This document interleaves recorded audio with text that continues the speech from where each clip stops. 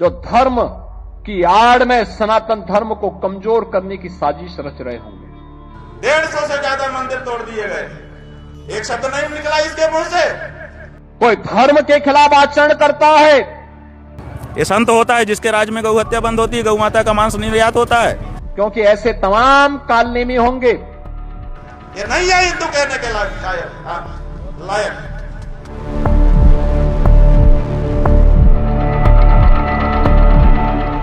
साथियों नमस्कार। बिहार चुनाव में बड़ी जीत हासिल करने के बाद भारतीय जनता पार्टी की पूरी राजनीति, समूची राजनीति इस वक्त उत्तर प्रदेश शिफ्ट कर गई है।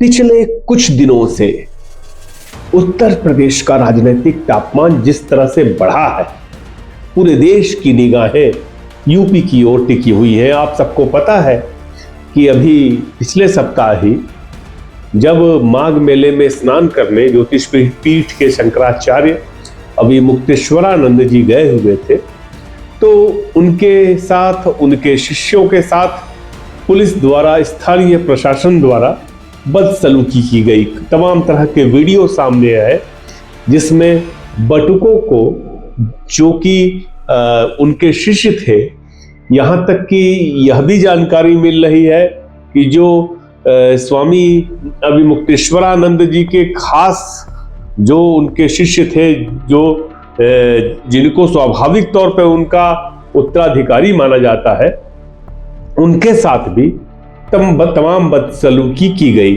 अभी मुक्तेश्वरानंद का आरोप है कि बटुकों को चोटी पकड़ करके खींचा गया, उनको मारा पीटा गया। उन्होंने एक पट्टिका भी दिखाई जिसमें खून लगे हुए थे। तमाम वीडियोस भी सामने आए जिसमें जो बाल सन्यासी थे वो तमाम तरह के मारपीट किए जाने का पुलिस पर आरोप लगा रहे थे। जा रहे थे महाराज श्री के साथ, वहाँ पे महाराज श्री को बदनाम किया जा रहा था कि महाराज जी गाली गलौज कर रहे हैं। ये अच्छा नहीं लगा। पुलिस वाले को धक्का देते हुए हम पीछे किए, वो हमें पीछे ले जाकर 4-5 पुलिस लोगों ने थप्पड़ मारे और डंडा मारे।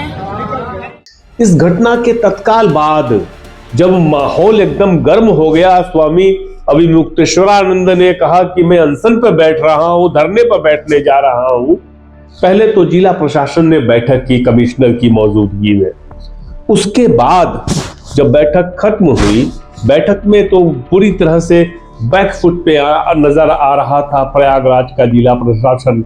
लेकिन उसके बाद स्वामी अभी मुक्तेश्वरानंद को एक नहीं 2 नोटिस भेजी गई, जिनमें तमाम सवाल खड़े किए गए। उनके शंकराचार्य के होने पर सवाल खड़े किए गए। एक दूसरी नोटिस जो आज भेजी गई, उसमें यह कहा गया कि क्यों न हमेशा के लिए मेले में आप पर प्रतिबंध लगा दिया जाए, आपकी तमाम सुविधाएं छीन ली जाए। इन सब के बीच बार बार शंकराचार्य और मुक्तेश्वरानंद के बयान आ रहे हैं। बार बार सरकार की ओर से कुछ लोग बोल रहे हैं, कह रहे हैं। कुल मिलाकर के माहौल सोशल मीडिया से लेकर के प्रयागराज संगम के तट तक पूरी तरह से गर्म है।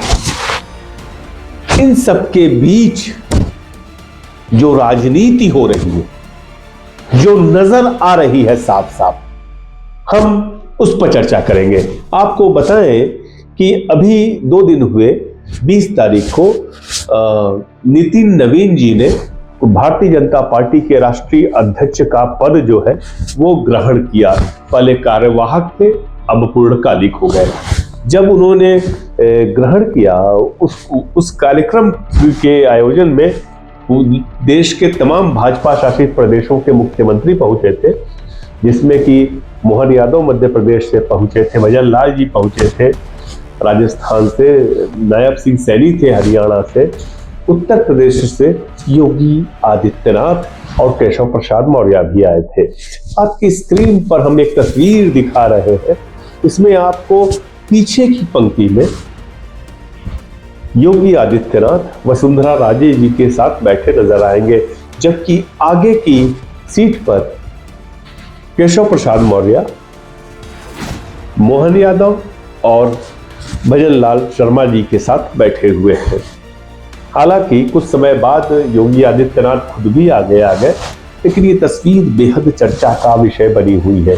एक तस्वीर और सामने आई कि जब प्रधानमंत्री नरेंद्र मोदी नितिन नवीन को लेकर मंच पे पहुंचे तो तमाम मुख्यमंत्रियों ने खड़ा होकर के उनका अभिवादन किया, लेकिन योगी आदित्यनाथ ने हाथ नहीं जोड़ा। इसको लेकर के भी चर्चा का माहौल गर्म था। उधर जब ये सब चल रहा था, मेला क्षेत्र से शंकराचार्य स्वामी अभिमुक्तेश्वरानंद के लगातार बयान आ रहे थे। अभी उन्होंने जो एक ताजा बयान दिया कल के रोज कि उन्होंने योगी आदित्यनाथ को सन्यासी मानने से इनकार कर दिया। उन्होंने साफ कहा कि एक मुख्यमंत्री जो है कैसे सन्यासी हो सकता है। हमारे सामने संत न कहना। ये संत होता है जिसके राज्य में गौ हत्या बंद होती है, गौ माता का मांस निर्यात होता है। ये संत होता है जो यहाँ शंकराचार्य को स्नान से रुकवा देता है। ये संत की पुलिस है जो दंडी सन्यासियों, ब्रह्मचारियों और माताओं को मारती पीटती है कैंप के अंदर ले जा करके। संत है। जब स्वामी अभिमुक्तेश्वरानंद का यह बयान आया तो स्वाभाविक तौर पर, जैसा कि लग भी रहा था, योगी आदित्यनाथ ने अंततः अपनी प्रतिक्रिया दी। उन्होंने धर्म, राष्ट्र और सनातन पर बिल्कुल साफ और तीखा संदेश आज एक कार्यक्रम में दिया। उन्होंने बिना किसी का नाम लिए कहा कि आज के समय में धर्म की आड़ लेकर सनातन धर्म को कमजोर करने की कोशिशें हो रही है। ऐसे लोगों से समाज को सतर्क रहने की जरूरत है।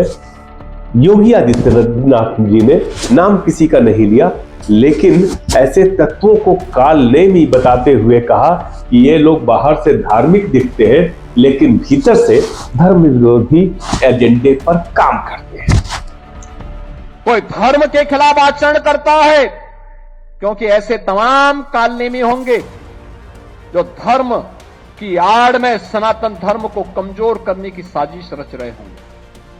हमें उनसे सावधान होना होगा। यह बयान फिर से आग लगा गया।